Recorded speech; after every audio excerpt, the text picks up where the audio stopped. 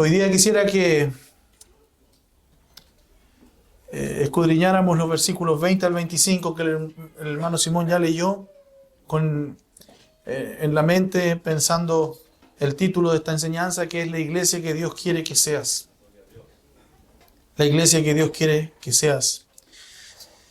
Hemos estado viendo el tema de las lenguas. Hemos estado estudiando el libro de 1 Corintios para nuestras visitas que no están al tanto de en qué estamos. Y en el capítulo 12, 13 y ahora el 14, el apóstol Pablo aborda el tema de las lenguas. Y la semana pasada quedamos en el verso 19, en donde el apóstol Pablo dice claramente que él prefiere hablar 5 palabras con su entendimiento antes que 1000 o 10.000 palabras en otras lenguas. Y llevado a minutos, eso equivaldría a 3 segundos de habla versus 1 hora 45. Hoy día espero no tenerlos 1 hora 45 sentados acá. Espero que sea menos tiempo. Pero el apóstol Pablo dice, prefiero hablar 3 segundos con entendimiento que 1 hora 45 en palabras que nadie entiende. Y en ese contexto es que el apóstol Pablo nos presenta acá la iglesia que Dios quiere. La iglesia que Dios quiere.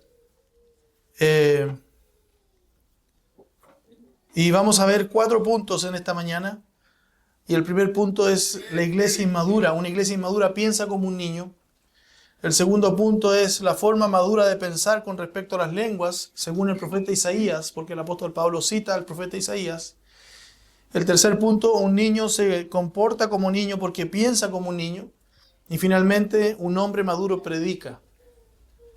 Un hombre maduro predica. Y vamos a comenzar con el primer punto que está en el verso 20, que dice, hermanos, no sean niños en la manera de pensar, más bien sean niños en la malicia, pero en la manera de pensar sean maduros. El apóstol Pablo les llama, les exhorta a que no sean niños, pero no en un ámbito, pero sí en otro. Él dice, no sean niños en la manera de pensar. Pero fíjense que el apóstol Pablo comienza esta exhortación en este verso hablando y diciéndole hermanos.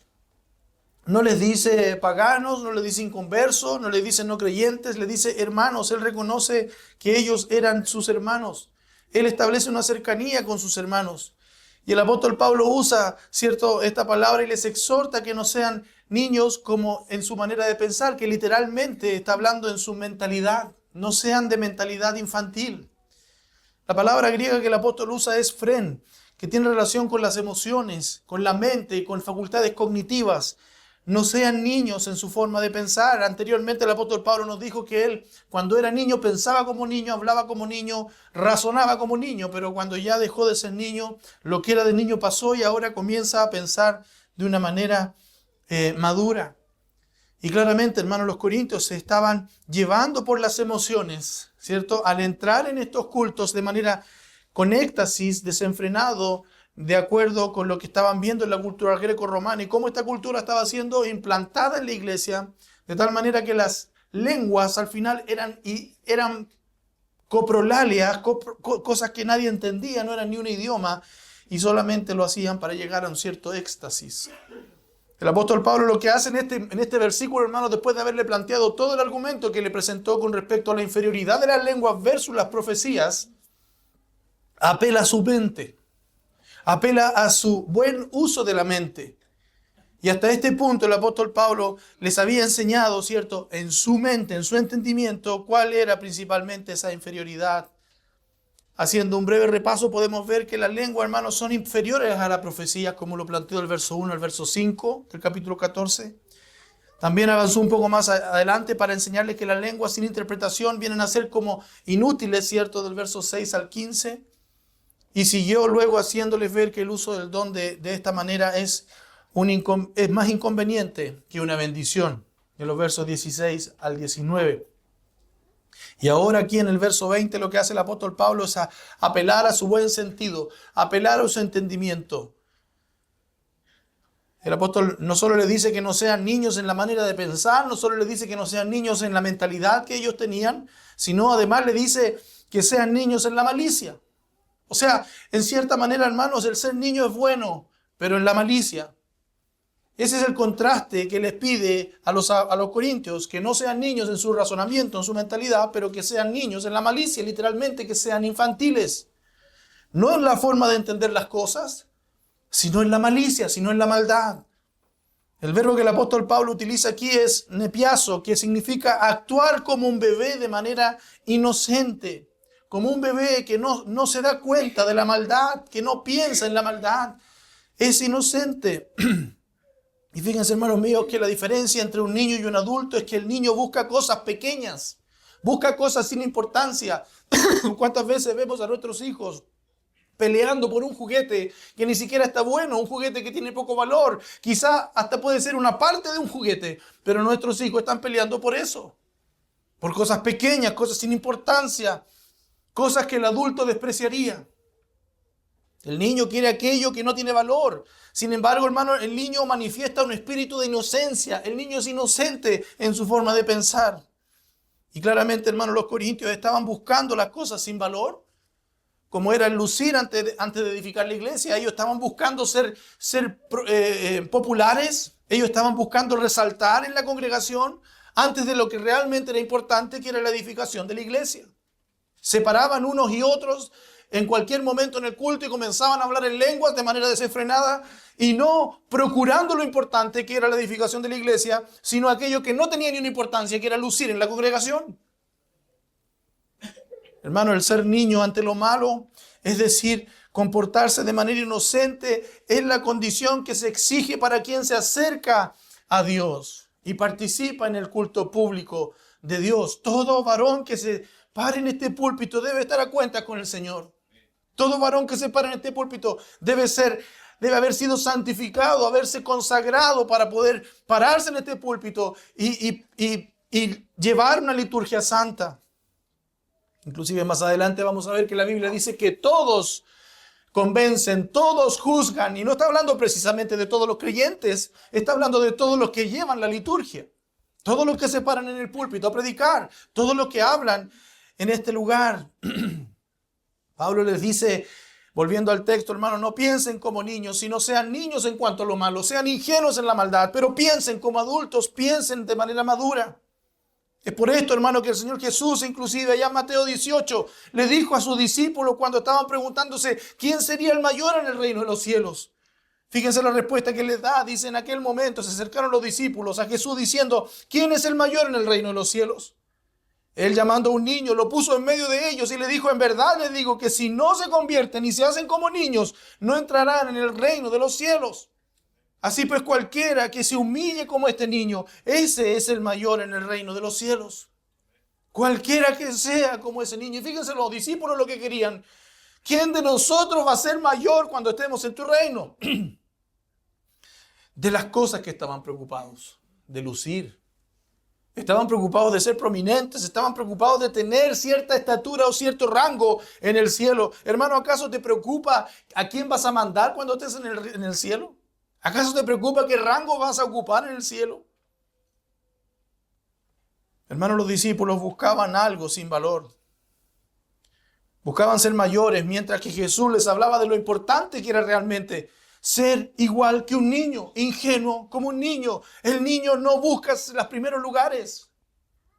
Si bien el niño se preocupa de tonteras, pero hermano, el niño no busca ser el más importante en la sala. No cabe duda, hermano, que los corintios eran unos infantiles espiritualmente. Eso lo tenemos más que claro. Solo basta con recordar lo que les dijo en el capítulo 3, verso 1. Así que yo, hermano, no puedo hablarles, como a espirituales, sino como a carnales, dice, y agrega, como a niños en Cristo. Pablo no podía hablarle como hermanos maduros, sino como a niños tenía que hablarles. Ellos eran niños espiritualmente, hermano, y todo niño espiritualmente valora cosas que no tienen valor. Todo niño espiritualmente busca lugar, busca predominancia en un lugar. Y no solo eran niños, sino que además lo califica de carnales.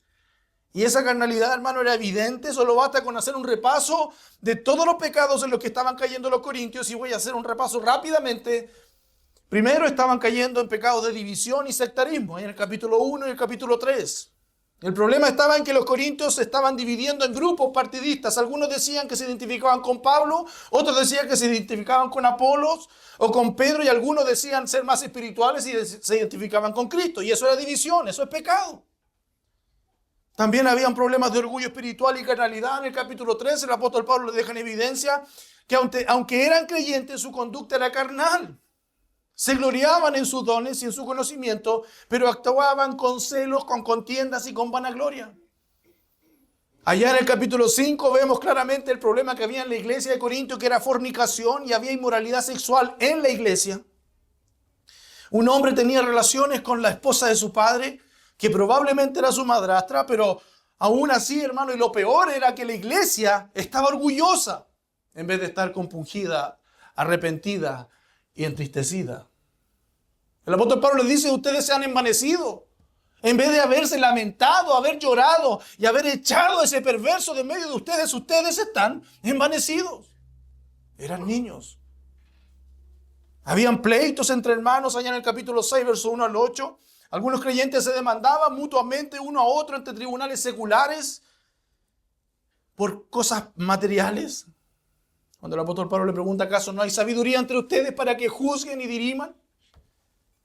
Además, habían pecados de idolatría, de avaricia y de otros vicios. Allá en el capítulo 6, versos 9 al 10. Algunos creyentes volvían a prácticas pasadas. Algunos creyentes volvían a la fornicación, a la idolatría, al adulterio, al robo, a la embriaguez, a la codicia y muchos otros pecados más. Habían problemas de desórdenes en el matrimonio. Ya en el capítulo 7, 1 Corintios, cuando no se entendía el propósito del matrimonio. Cuando habían problemas de pureza en el matrimonio, había confusión sobre el matrimonio. Había confusión sobre el celibato, había confusión sobre la separación. Algunos despreciaban el matrimonio, otros usaban de manera egoísta a sus cónyuges. Y todo eso lo vemos en esta iglesia. Además, había un problema de idolatría y de participación en cultos paganos allá en el capítulo 8 y capítulo 10. Algunos comían carne sacrificada a los ídolos en los templos de los ídolos, lo que escandalizaba a los débiles, y el apóstol Pablo les enseña que quien come lo sacrificado a los ídolos puede tener conocimiento, pero no está actuando en base al amor de aquel débil a quien su conciencia le es dañada. Además vemos el irrespeto a la cena del Señor en el capítulo 11, en donde el apóstol Pablo les dice y les exhorta porque habían ricos que comían y bebían en exceso, mientras que los pobres pasaban hambre durante la cena del Señor. También vemos abuso y vanagloria en los dones espirituales en el capítulo 12 al capítulo 14, tema en el cual estamos hoy día. Usaban los dones, especialmente el don de lenguas, y se había vuelto un culto caótico y una competitividad en la iglesia. Como bien hemos visto, hermano, en el capítulo 13 era una iglesia que le faltaba amor fraternal. Los corintios buscaban los dones más llamativos, pero sin amor. Y por último, hermanos, tenían una confusión sobre la resurrección. En el capítulo 15, lo vamos a ver más adelante, algunos negaban la resurrección corporal de Cristo de los muertos. Lo que, hermano, era un problema teológico tremendo en esa iglesia. ¿A qué punto llegó esta iglesia? Que llegó a alejarse de la doctrina verdadera. Y sin contar lo que en el capítulo 11 y en el capítulo 14 el apóstol habla acerca de la falta de sujeción y el respeto en el culto, principalmente de las mujeres que no respetaban la autoridad, que irrumpían en las predicaciones, en los cultos, provocaban caos en las profecías y en las lenguas. Por eso el apóstol Pablo le dice que la mujer aprende en silencio en sus casas. Entonces, hermanos míos, la iglesia de Corinto eran unos niños que se comportaban como malcriados. Valoraban las cosas que no tienen valor mientras despreciaban lo eterno y no vivían en amor, sino vivían en divisiones, en orgullos, en carnalidad, en fornicación, en pleitos, en pelea, pleitos entre los gentiles, ¿cierto? Ante los gentiles, en avaricia, en idolatría, en vicio, en adulterios, en separaciones, en divorcio, en participación de cultos paganos, eran irrespetuosos en la mesa del Señor, eran vanagloriosos en sus dones, no tenían amor fraternal, tenían cuestionamientos teológicos heréticos y no había sometimiento y respeto ante la autoridad, y un largo etcétera y etcétera. Por lo tanto, hermanos, los corintios eran niños espirituales Eran niños que tenían una mentalidad que buscaba destacarse con los dones ante toda la congregación, pero no pensaban con una mentalidad edificadora. Qué triste, hermano, cuando en la vida de una persona lo único que busca en una iglesia es destacarse. Cuando en realidad lo único que debiéramos buscar nosotros es edificar esa iglesia, es amar esa iglesia. Es lamentable, hermano, apreciar que el problema no se ha acabado, sino que persiste en el presente. Hay grupos llamados evangélicos que enseñan que quien no habla en lenguas no está en posesión del Espíritu Santo o no tiene el poder del Espíritu Santo en su vida. A estos creyentes, en el tiempo, el apóstol Pablo lo está reprendiendo y los llama infantiles, haciéndoles notar que él mismo prefiere decir 5 palabras plenamente entendibles que 10.000 palabras en forma ininteligible, como lo dice en el verso 19. Hermanos, los niños en Cristo son personas inmaduras. Los niños espirituales son personas inmaduras y se caracterizan porque no edifican la iglesia del Señor, no sirven para nada en la iglesia. Vienen a ocupar un lugar. Y vienen a hacer berrinches. Y vienen a buscar su juguete. Y vienen a pelearse por el estacionamiento. ¿Que me ocupaste el estacionamiento? O vienen a pelearse que me ocupaste el lugar. Y luego llega una visita y pregunta, ¿dónde me puedo sentar? Ah, no, es que aquí está el hermano tal, el hermano tal. No. Busquemos un lugar disponible. Hermanos, son verdaderos niños chicos que lo único que hacen es buscar un espectáculo. Y finalmente terminan yéndose con berrinches. Que no me aman, que no me pescan, que no me atienden. Son celosos de sus derechos, pero no son celosos de la santidad y la santificación del cuerpo de Cristo. No buscan la santidad de la iglesia. Buscan sus propios juguetes. La bendición máxima de un creyente, hermano, debe ser buscar,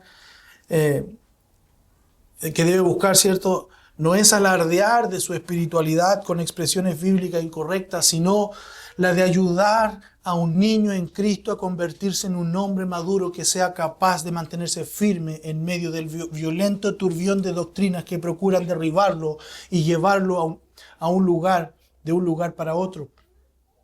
Hermanos, cuando nosotros nos juntamos con los varones, muchos de esos varones, varios de esos varones, quizás no todos, son niños. O si no, vea sus vidas fluctuantes.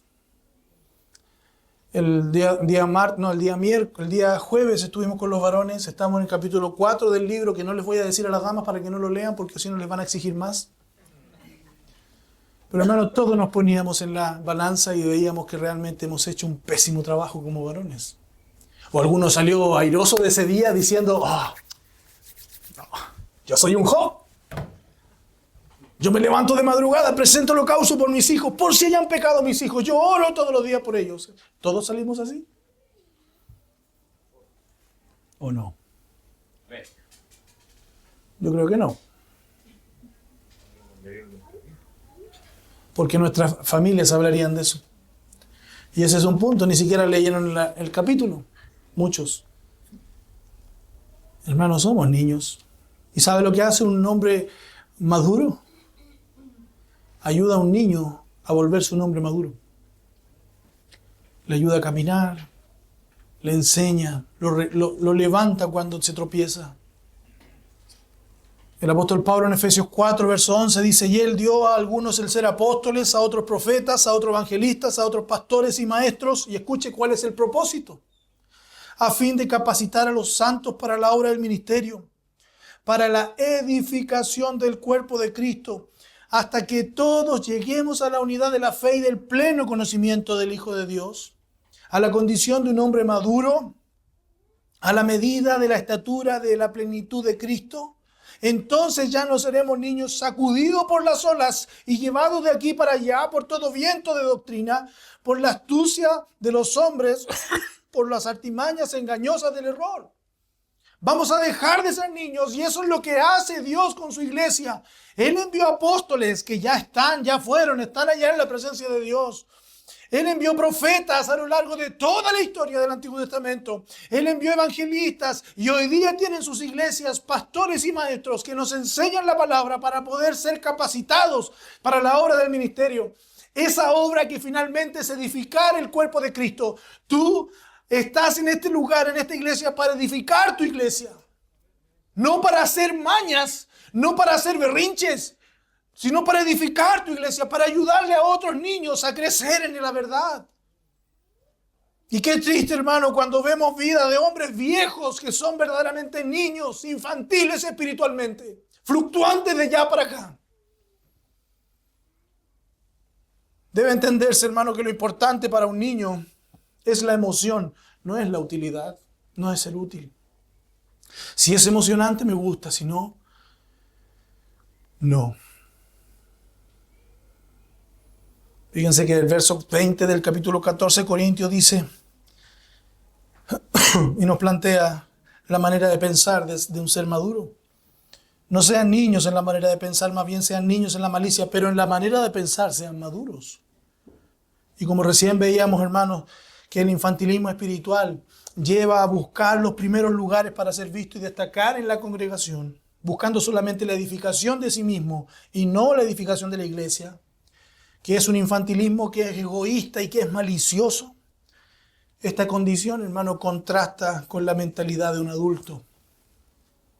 Pablo les anima a que no sean niños en la manera de pensar, que es inmadurez, sino más bien que sean niños en la maldad, que sean ingenuos, pero que en la manera de pensar, es decir, en su pensamiento, en su mentalidad, en su razonamiento, sean maduros.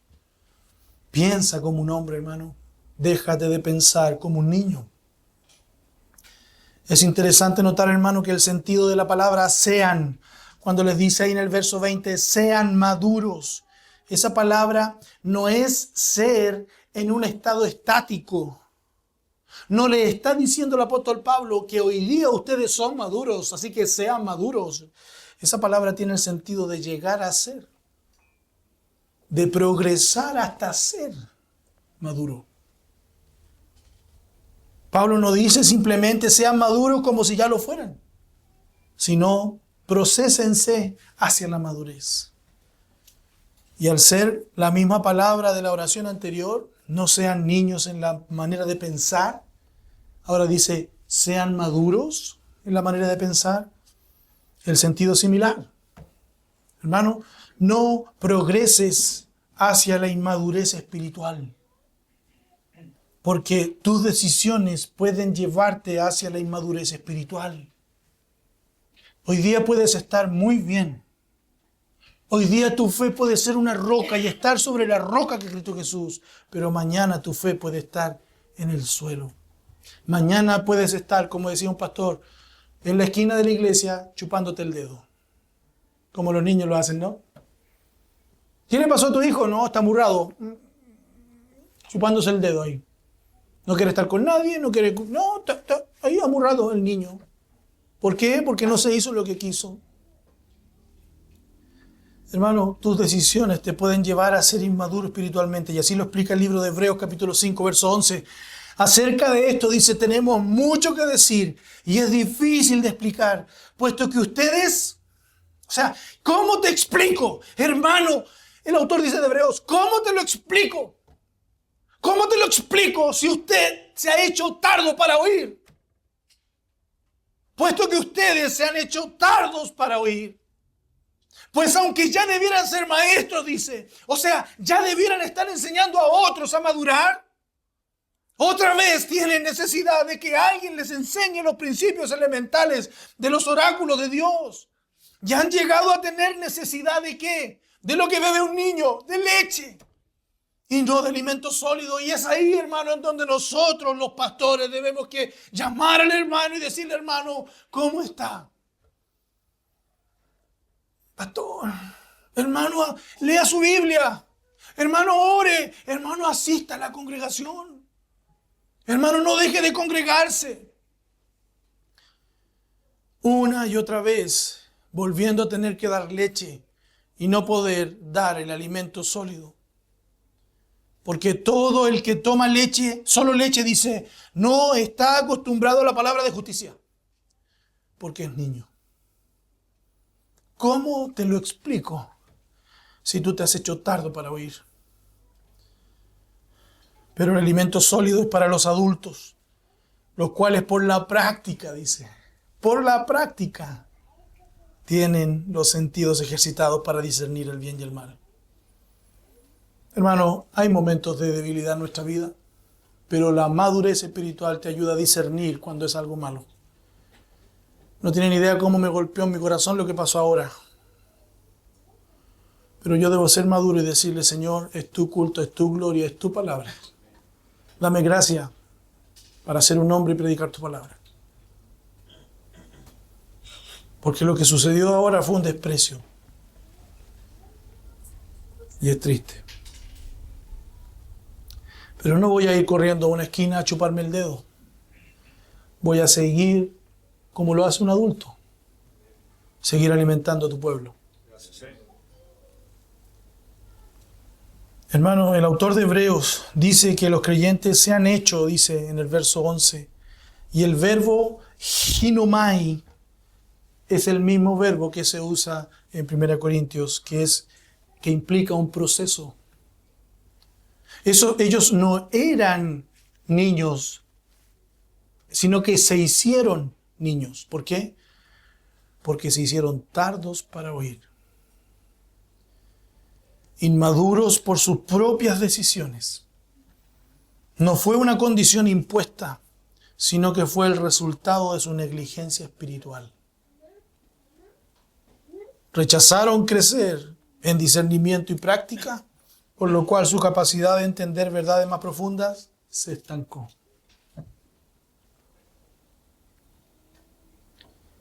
¿Cuántos, hermanos, de nosotros hemos retrocedido en la fe?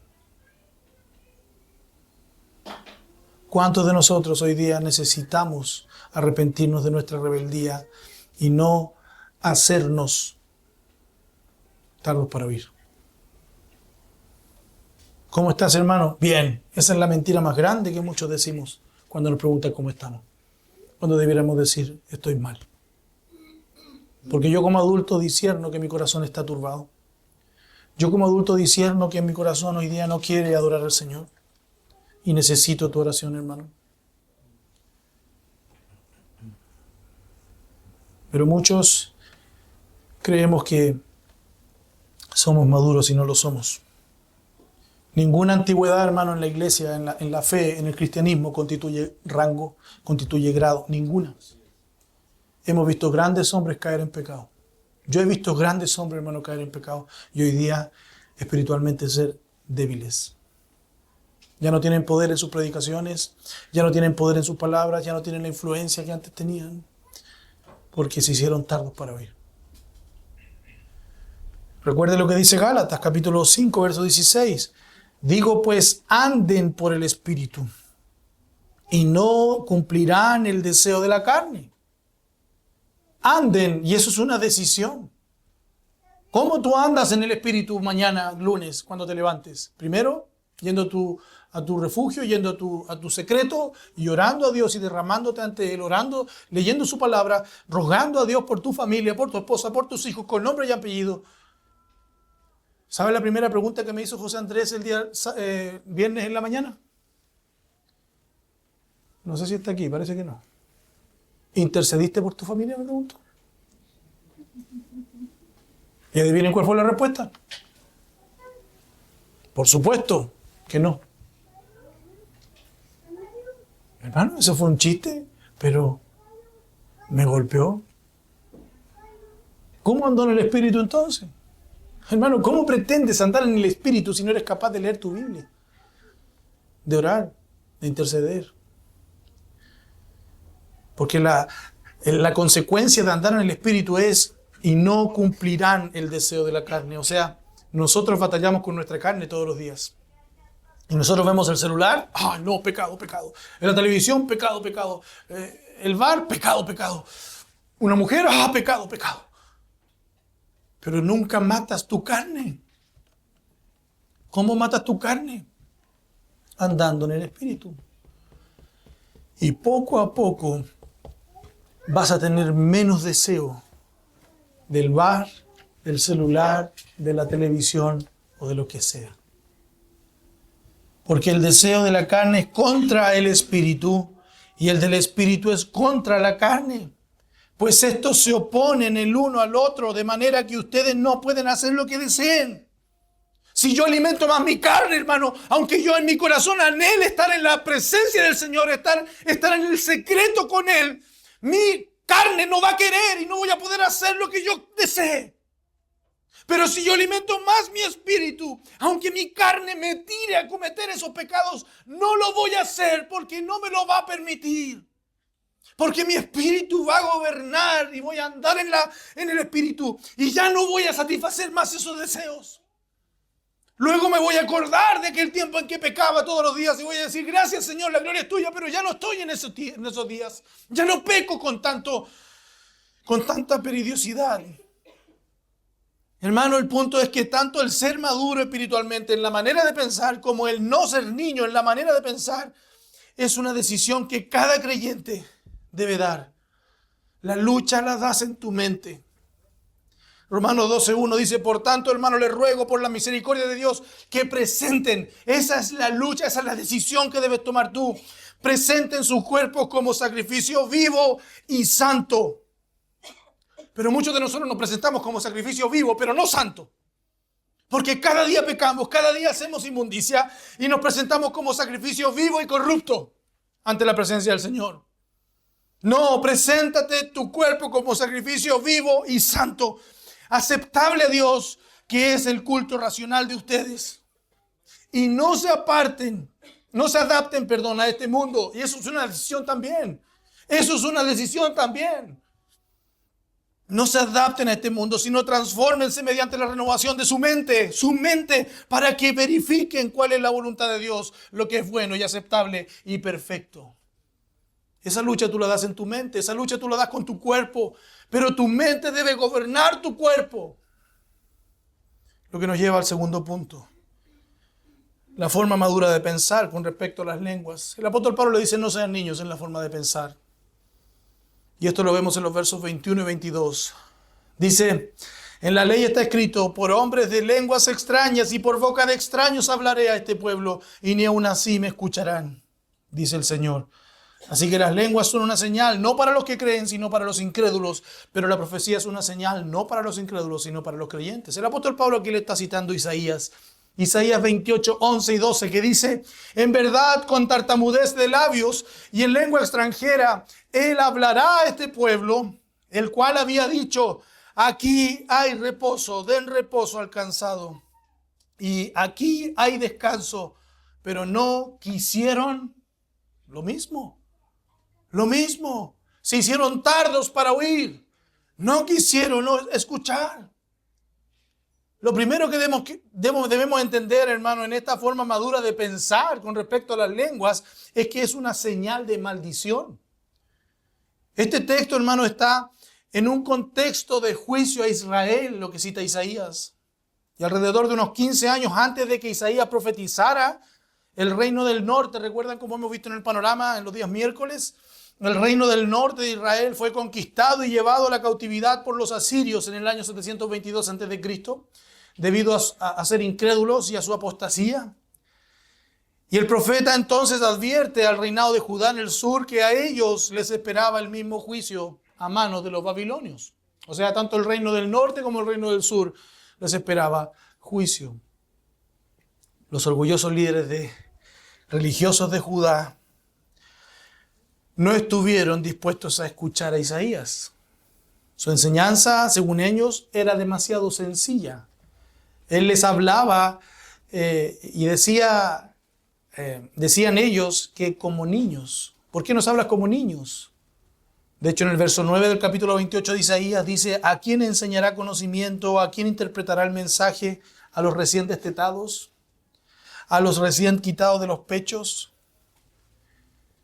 Les enseñaba como que fueran párvulos. En el verso 10 dice, porque dice mandato sobre mandato, línea sobre línea, un poco aquí, un poco allá.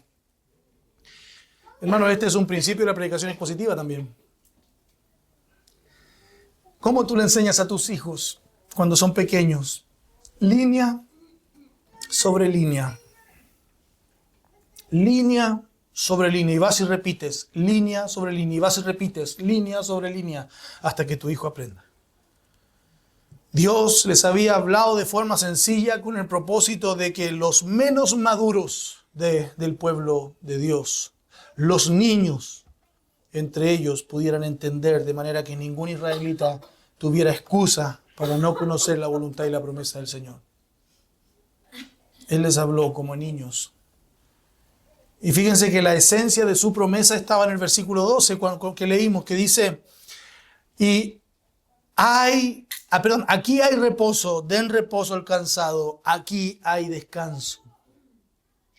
Fíjense, hermanos míos, que lo curioso es que unos 800 años antes del profeta Isaías, Dios ya había advertido a Israel a través de Moisés en Deuteronomio 28-29, cuando les dice, el Señor levantará contra ti una nación de lejos, desde el extremo de la tierra, que descenderá veloz como águila, una nación cuya lengua no entenderás. Y fíjense lo que le dice, se levantarán contra ti, le dice. Una nación de lejos, desde el extremo de la tierra, que descenderá veloz como el águila. Hermano, ¿el águila para qué desciende? ¿Para caminar por la pradera? No, el águila, hermano, no puede despegar después. Solo desciende para tomar su presa y llevársela. ¿Para qué iba a descender este enemigo? Para destruirlos. Y les anticipa el don de lenguas. Le dice, cuya lengua no entenderás. Moisés les estaba advirtiendo a los judíos. La otra lengua que ellos no entendieran, hermano, iba a ser una señal de juicio de Dios para Israel. Fíjense que unos 100 años después de Isaías, esto fue 800 años antes, ahora 100 años después de Isaías, también Dios usó al profeta Jeremías para advertirle a Israel en capítulo 5, verso 15. Voy a traer de lejos una nación contra ustedes. Oh casa de Israel, declara el Señor, es una nación fuerte, es una nación antigua, una nación cuya lengua no conoces y no podrás entender lo que hable. Nuevamente lenguas como señal de juicio. Una señal de juicio sería una lengua que ellos no podrían entender. Y luego cuando allá en el capítulo 2 del libro de Hechos, ¿cierto? La iglesia, el día de Pentecostés, ¿recuerdan ustedes?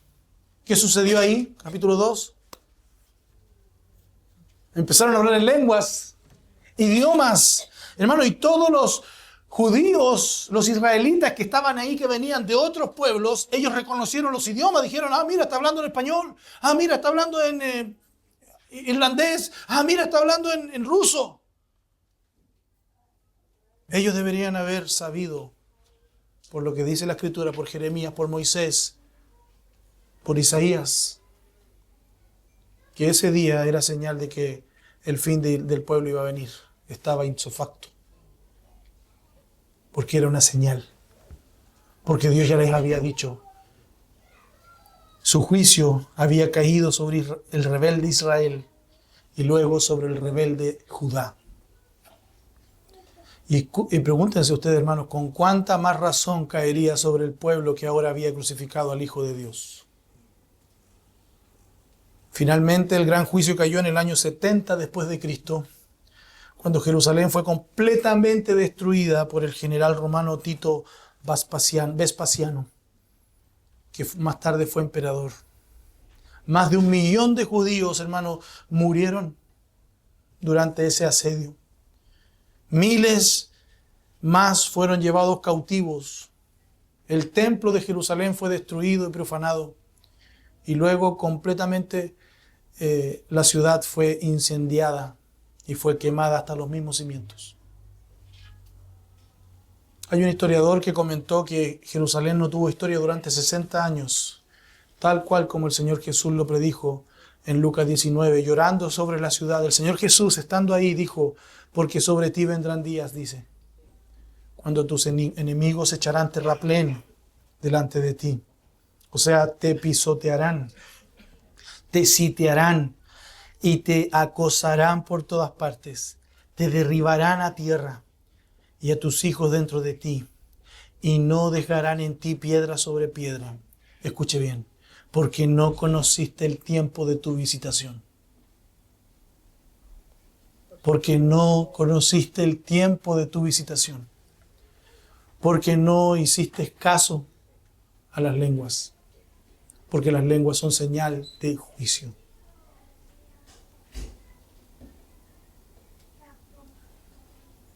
Después de la destrucción de Jerusalén, hermano, y especialmente del templo, déjenme decirles que las lenguas como tal dejaron de tener propósito. ¿Por qué eran las lenguas? Señal. De hecho, el apóstol Pedro, en la manifestación de la lengua en Pentecostés, él dice: hombres de Israel, escuchen estas palabras. Jesús el Nazareno, varón confirmado por Dios entre ustedes, con milagros, prodigios y señales que Dios hizo en medio de ustedes a través de él. Tal como ustedes mismos saben, porque ustedes lo saben. Este fue entregado por el plan predeterminado y el previo conocimiento de Dios a ustedes, y ustedes lo clavaron en una cruz por manos de impíos y lo mataron.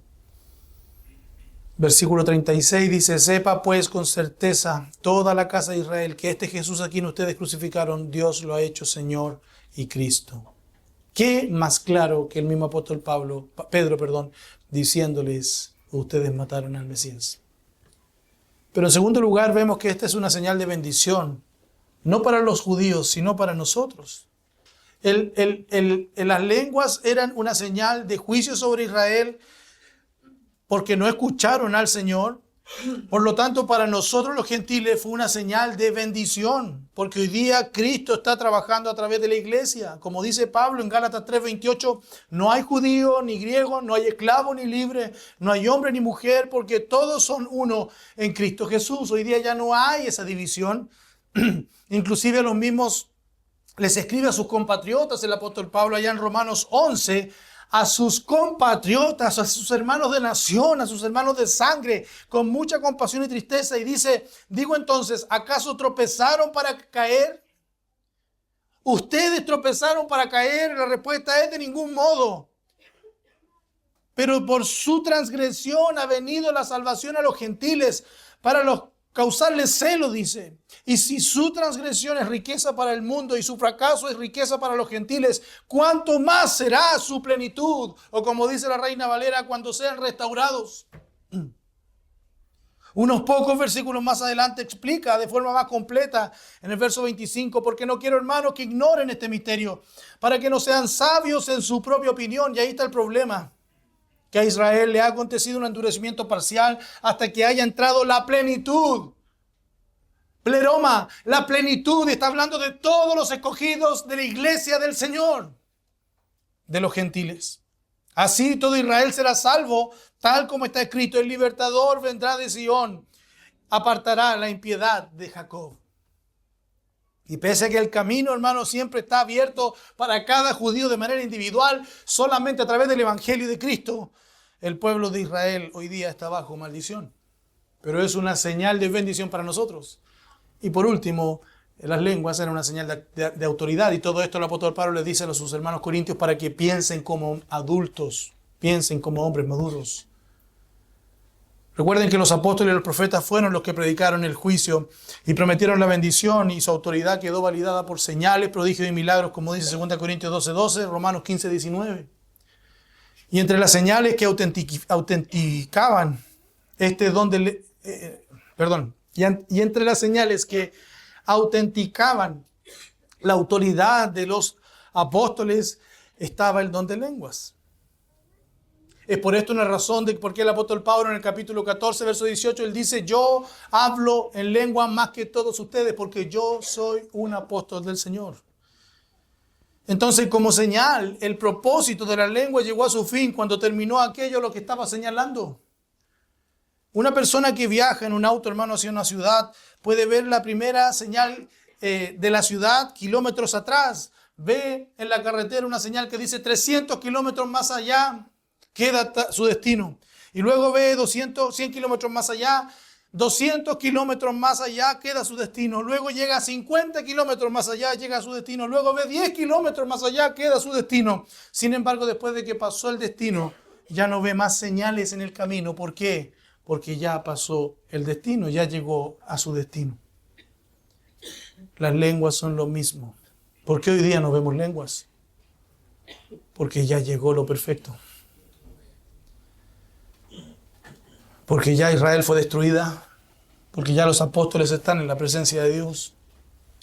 Porque ya no hay más motivo por el que existan las lenguas. Este es otro argumento fuerte, hermano, para echar por tierra a quien piensa que las lenguas siguen existiendo. Además, podemos ver su poca importancia, hermano, el día de hoy, ya que no hay ninguna evidencia bíblica de alguna palabra interpretada del don de lenguas. No hay nada en la Biblia así. No hay ningún texto en la Escritura que diga esto es interpretado del don de lenguas y dijo tal cosa. Nada. Cero. Todas las referencias al don de lenguas son generales, es decir, hablan de su propósito y su significado, nunca relacionadas con su contenido específico. Entonces el don de lenguas no fue para revelar nueva doctrina en la palabra de Dios. El don de lenguas fue una señal solamente, que recordaba lo que ya se había dicho. Y aunque las lenguas, hermanos, podían edificar cuando se las interpretaba, su propósito no era enseñar, sino que era señalar el juicio y la autoridad. No revelaban la verdad de Dios, sino validaban la verdad del portavoz enviado de Dios. Y desde la destrucción de Jerusalén en el año 70, hermanos, ya no tenía razón de ser, de existir el don señal de lenguas, porque aquello a lo que señalaba ya había sido alcanzado y había sido sobrepasado. Israel había sido dejado a un lado, los gentiles habían entrado en el reino y los apóstoles habían entregado la fe que había sido dada una vez a los santos. Ya no había razón de que existieran más las lenguas. Lo que nos lleva al punto 3. Un niño se comporta como un niño porque piensa como un niño. Verso 23. Por tanto, si toda la iglesia se reúne y todos hablan en lenguas y entran algunos sin ese don o que son incrédulos, ¿no dirán que ustedes están locos? Hermano, son locura para el incrédulo. A estas alturas, hermano, está más que claro que los corintios buscaban destacar y no solo hablaban unos pocos, sino que eran muchos los que se paraban al mismo tiempo a hablar en lenguas. No se entendía nada, era una locura. Es por esto, hermano, que en el verso 27 el apóstol Pablo les dice, si alguien habla en lenguas, que hablen 2 o a lo más 3 y por turno y que uno interprete, o sea, que alguien entienda algo. Pero en ese momento se paraban todos en cualquier momento y hablaban en lenguas y decían cosas y provocaban un ruido, una verborrea que nadie entendía, era coprolalia solamente. Y nadie era edificado. Y todo este cuadro, hermano, presenta una congregación de gentes hablando todos a la vez en un lenguaje que ni siquiera era en un idioma. Porque como hemos visto, hermano, estaban falsificando el don de lenguas ante la presencia de un indocto o un ignorante que no entiende. Todo esto para provocar en la visita aquel día desconcierto. ¿Qué está pasando aquí? ¿Por qué están todos hablando al mismo tiempo y cosas que no entiende nadie? Claramente, hermano, de manera muy rápida, ese incrédulo gentil iba a perder interés en esa reunión. Y esto a raíz de que no habría visto ningún significado en la señal de aquellas lenguas. Y hermano, lo mismo sucede cuando se predica la palabra y nadie entiende. Inmediatamente ese gentil va a perder atención e interés. Este es el momento de hacer una observación importante. El incrédulo al que se refiere el verso 22, que lo puede revisar ahí en su Biblia, son los incrédulos judíos que no creían en la destrucción de su pueblo y que debían entender las señales del don de lenguas. Mientras que el incrédulo al que se refiere en el verso 23 es un incrédulo gentil que no entiende la señal. Este es un idiotes, como dice del griego, que es un indocto, un ignorante. No sabe, no conoce el culto, no conoce la Biblia, no conoce la fe. Son dos incrédulos diferentes. Por esto que a primera vista usted puede leer y decir, pero ¿cómo está hablando aquí de que son señal para el incrédulo? Y después dice que un incrédulo entra y dice, están locos todos, ¿qué señal está hablando entonces? No, está hablando de dos tipos de incrédulos en el contexto. Un incrédulo judío y un incrédulo gentil. Finalmente, este incrédulo ignorante, hermano, va a pronunciar con su boca y va a decir, ustedes están locos. No así en el caso que el apóstol Pablo presentó en los versículos 15 al 16, cuando dice, en la mitad del 16 dice, ¿cómo dirá el amén a tu acción de gracias el que ocupa el lugar del que no tiene ese don, puesto que no sabe lo que dices? ¿Cómo dirá amén? Por un lado, ante la profecía, el indocto, el ignorante, el que no sabe nada, dice amén, porque entiende. Pero en el don de lenguas, ¿cómo dice amén si no entiende? Lo que nos lleva al cuarto punto. Un hombre maduro predica. Un hombre maduro convence, juzga y provoca la adoración. 1 Corintios 14, 24 dice, pero si todos profetizan y entra un incrédulo o uno sin ese don, por todos será convencido, por todos será juzgado. Los secretos de su corazón quedarán al descubierto y él se postrará y adorará a Dios, declarando que en verdad Dios está entre ustedes. Hermano, qué hermosa esta última parte. Dice que todos profetizarán. Pablo aquí procura establecer un marcado contraste entre las lenguas y la profecía, para lo que usa el mismo supuesto, pero si todos profetizan.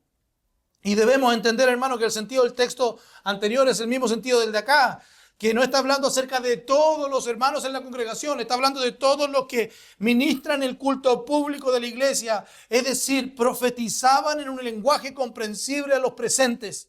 El ministerio era la exposición de la palabra de Dios bajo la dirección del Espíritu Santo de Dios. Esa es la predicación.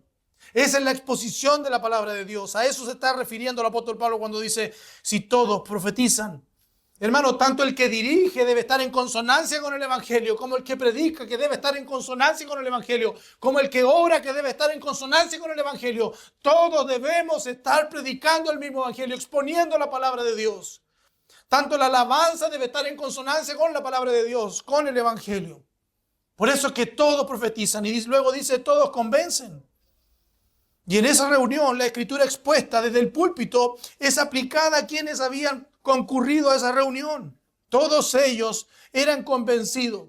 Lo que, hermano, pone de manifiesto como la palabra es aplicada por el Espíritu Santo a la situación personal de cada uno. Cada uno quedaba redargüido, es decir, convencido de su situación personal. Es Cristo finalmente quien habla en la voz del predicador, como dijo el Señor Jesús en Lucas 10:16. El que ustedes escucha, me escucha a mí, dice el Señor. Y el que ustedes rechaza, me rechaza a mí. Y el que me rechaza a mí, rechaza al que me envió. Entonces, hermanos, confiemos en que la predicación de la palabra del Señor expuesta desde el púlpito es el mismo Cristo, montándose en la voz del que predica y aplicando la palabra en cada corazón a través del poder del Espíritu Santo. Es por esto que la Biblia dice que todos quedaban convencidos. ¿De qué? De pecado primero, como dice Juan 16:8, del único Salvador, como dice Hechos 4:12, y del propósito salvador de la venida del Señor Jesús al mundo. 1 Timoteo 1:15. Pero además agrega que todos juzgan. Y el efecto del mensaje era también que por todos será juzgado, dice el apóstol Pablo. El mensaje expuesto era un mensaje bíblico que dejaba convencido de pecado al que oía, que juzgaba al que oía como ejercicio de la palabra del Señor. Como dice Hebreos 4:12, hablando de la palabra del Señor, porque la palabra de Dios es viva y eficaz y más cortante que cualquier espada de dos filos. Fíjense lo que hace la palabra de Dios en el oyente. Penetra hasta la división del alma y del espíritu, de las coyunturas y de los tuétanos, y es poderosa para discernir los pensamientos y las intenciones del corazón. La palabra de Dios corta el alma, corta los pensamientos, muestra el corazón como está. Es como ese bisturí que abre la piel y luego saca el órgano y lo muestra en su putrefacción. Muestra aquel tumor de pecado que tenemos todos nosotros y nos muestra en la situación en la que estamos. llega hasta las coyunturas, llega hasta la médula y es poderosa para dividir los pensamientos y para mostrar las intenciones de nuestro corazón. Eso hace la palabra de Dios predicada en una iglesia. Y es importante precisar, hermano, que lo que quiere decir el autor es que todo lo que el ignorante escucharía en la congregación pública le llevaría a la convicción de su pecado, de la necesidad de creer en un Salvador. Todo lo que él escuche, tanto las alabanzas, la oración, el devocional, la lectura, la predicación, todo le mostraría y cortaría su alma. Como dice el verso 25, los secretos de su corazón quedarán al descubierto. Y él se postrará, dice, y adorará a Dios, declarando que en verdad Dios está entre ustedes. Los secretos de su corazón quedarán al descubierto. Hermano, cuando nosotros escuchamos la predicación, cuando nosotros escuchamos la palabra de Dios expuesta, nuestros secretos son descubiertos. Y muchas veces nos podríamos preguntar, ¿quién le dijo esto al pastor o al predicador? ¿Cómo supo tal o cual cosa? ¿Me habrá observado, me habrá visto, me habrá seguido? ¿Alguien se habrá ido de tarro? No, hermanos, es el Espíritu Santo. Es el Espíritu Santo. Fíjense, hermano, que aquí vemos nuevamente un contraste. Mientras que el uso incorrecto de las lenguas, y especialmente la cantidad de lenguas que se usaban en el culto, causaban tropiezo a los incrédulos que asistían a la reunión, que consideraban a los cristianos como locos, la profecía, que es exposición bíblica en este contexto, produce el efecto propio de las Escrituras cuando se aplica a las vidas por el Espíritu Santo. Es absolutamente diferente. Y ahí puedes ver tú en Hebreos 4:12, que ya lo leímos, que la palabra de Dios corta, penetra y es poderosa para dividir los pensamientos, para mostrar tus pensamientos y para mostrar las intenciones que hay en tu corazón. Debemos recordar, hermano, que el apóstol Pablo llamó profetizar en el capítulo 14, verso 3, a edificación, consolación y exhortación. Eso es la profecía. Edificar a la iglesia, consolar a la iglesia y exhortar a la iglesia. Y fíjense que ese adjetivo que usa de todos, no se refiere a la totalidad de las personas, como ya les dije, los presentes, sino que habla de los que dirigen. Entonces el ministerio de la exposición aplicativa de la palabra de Dios bajo la dirección del Espíritu Santo, de modo que por todos es convencido, o tal vez, mejor dicho, redargüido, ya que la Escritura habla al oyente incrédulo de la realidad íntima de su corazón, le muestra el corazón, sus intenciones, y como espada de dos filos entra en la intimidad de su ser y pone al descubierto su corazón para que el propio individuo lo pueda ver. Esa verdadera condición espiritual en la que él se encuentra y no en la que él pensaba estar. Eso hace la palabra de Dios. Corta, penetra, divide, muestra. Pablo afirma que lo oculto, lo secreto, ¿cierto?, de su corazón se hace manifiesto, se hace descubierto, y quiere decir que el Espíritu actúa iluminando el corazón del incrédulo. Como dice 2 Corintios 4:6, pues Dios, que dijo, de las tinieblas resplandecerá la luz, es el que ha resplandecido en nuestros corazones para iluminación del conocimiento de la gloria de Dios en el rostro del Cristo. ¿Cuál fue la luz que a mí me permitió ver mi condición? Fue su palabra. Y esa iluminación le hace sentir al incrédulo su condición perdida y le capacita recién para correr a los pies de Cristo y pedirle que lo salve. Una iluminación profunda en su corazón, penetrante, detallada sobre su vida entera, se produce en el que por primera vez en su vida se ve a sí mismo como Dios lo ve, ya no como él se veía. Y eso pasa a través de la predicación. Si Dios te está hablando, si Dios está mostrando tu corazón en la condición en la que estás, entonces tienes que saber que es Dios diciéndote, así yo te veo, así yo te miro. Es una experiencia semejante a la producida de la mujer samaritana, cuando el Señor Jesús ahí en Juan 4:29 dice, vengan, vean a un hombre que me ha dicho todo lo que yo he hecho. ¿No será este el Cristo? Todo, me ha dicho todo lo que yo he hecho. ¿Es un adivino? No, es que Él todo lo sabe. Además, el Evangelio bíblico, hermano, anuncia al pecador la situación del juicio en que se encuentra a causa de su pecado. Todos los que hablaron en la reunión le hicieron notar eso a ese indocto. Le hicieron notar su estado. Por todo fue convencido, por todo fue predicado, por todo fue juzgado. Sobre esa iluminación interior se produce la conversión. Porque dice verso 25, los secretos de su corazón quedarán al descubierto y él, ¿qué hará? Se postrará. Oh, hermano, qué maravilloso. Después de darte cuenta en la condición en la que estás, lo único que te queda es rendirte ante el Rey de Reyes y Señor de Señores. Y Él se postrará y adorará a Dios. La palabra predicada y aplicada hace su efecto. El oyente se postrará y adorará a Dios.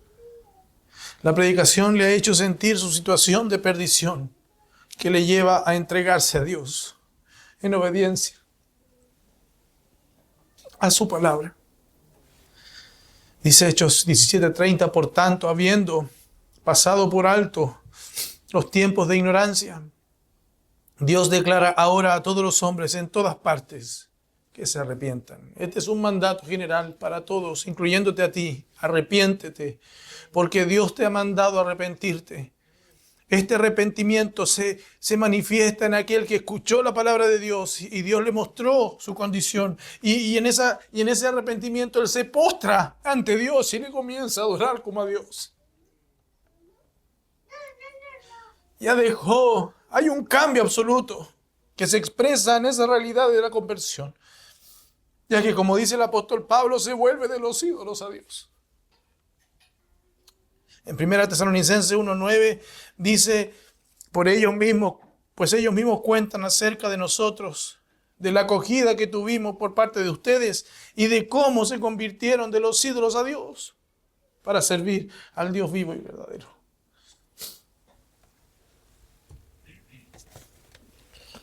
Hay una conversión.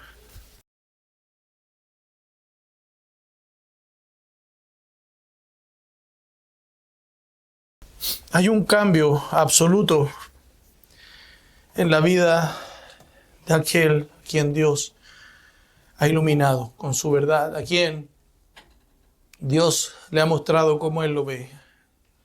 Deja los ídolos y la adoración de los ídolos, que había sido su forma de vida antes, para adorar rendido al Dios único y verdadero.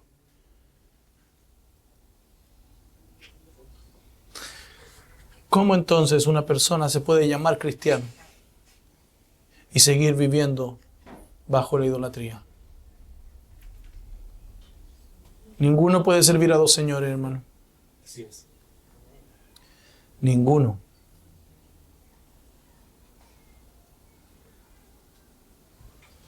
La pregunta que me gustaría hacerte esta mañana es, ¿tú te has cambiado de los ídolos a Dios? ¿O todavía sigues en tu corazón sirviendo a ídolos? De otra manera, lo que hace esta persona es aceptar la fe al Salvador, que le dio Él en un acto de entrega incondicional. Y ello, hermano, constituye un acto de adoración a Dios.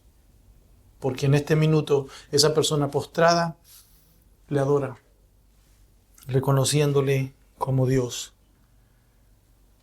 El postrarse, hermano, es propio de la rendición ante un rey. Dice la traducción al lenguaje actual, y les confiará a ustedes hasta sus pensamientos más secretos. Luego se arrodillará delante de Dios. Lo adorará y reconocerá que en verdad Dios está entre ustedes. Se arrodillará delante de Dios. Hermano, ¿cómo estás viviendo tu vida? ¿Arrodillado ante Él?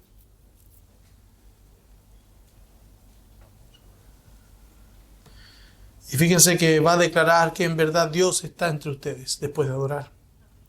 La conversión se evidencia también en la declaración, en la confesión que hace el que había sido incrédulo, declarando que en verdad Dios estaba entre ustedes.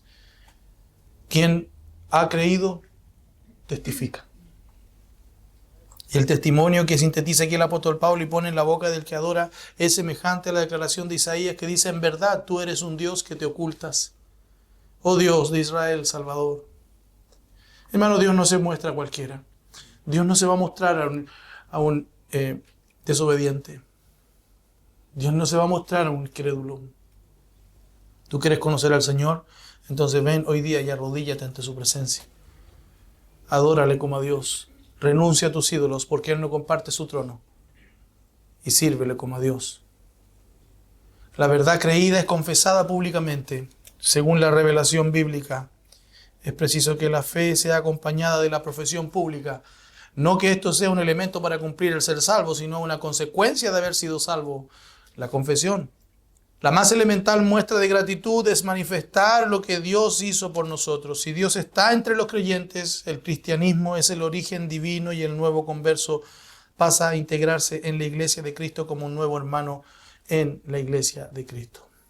De otra manera, se une a los cristianos para compartir su vida, para compartir sus sentimientos, sus sufrimientos, sus victorias, sus esperanzas. Y lo maravilloso, hermano, es que el que en un momento dijo están locos, ahora dice Dios está aquí. Dios está aquí. ¿No te pasó lo mismo a ti, hermano?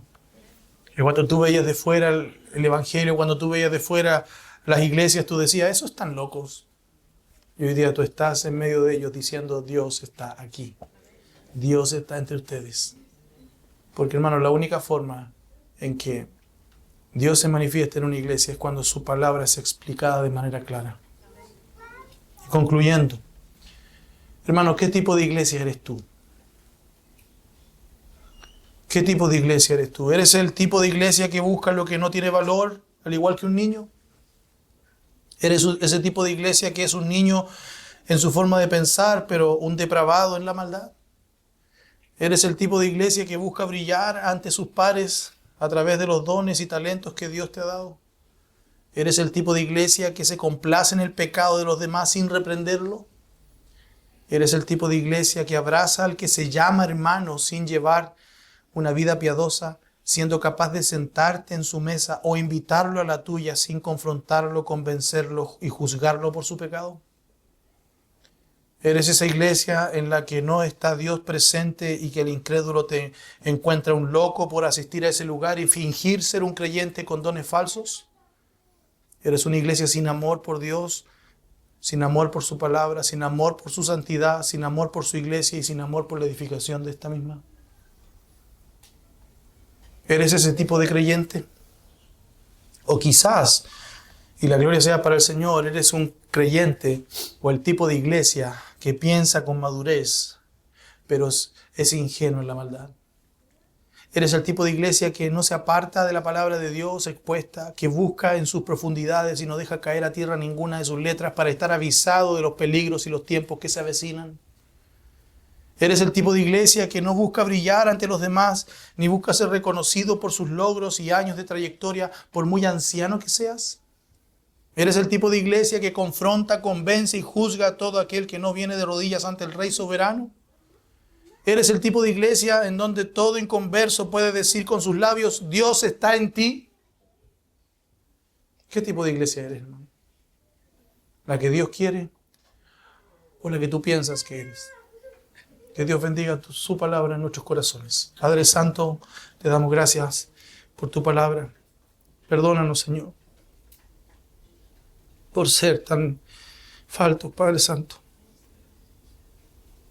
Perdónanos, Padre, por No tener amor por tu obra, no tener amor por tu santidad, no valorar realmente lo importante que es la sangre de tu Hijo Jesús, antes que nuestros juguetes, Padre. Perdónanos, Señor, y danos gracias, te lo pido. En el nombre de tu amado Hijo Jesús. Amén.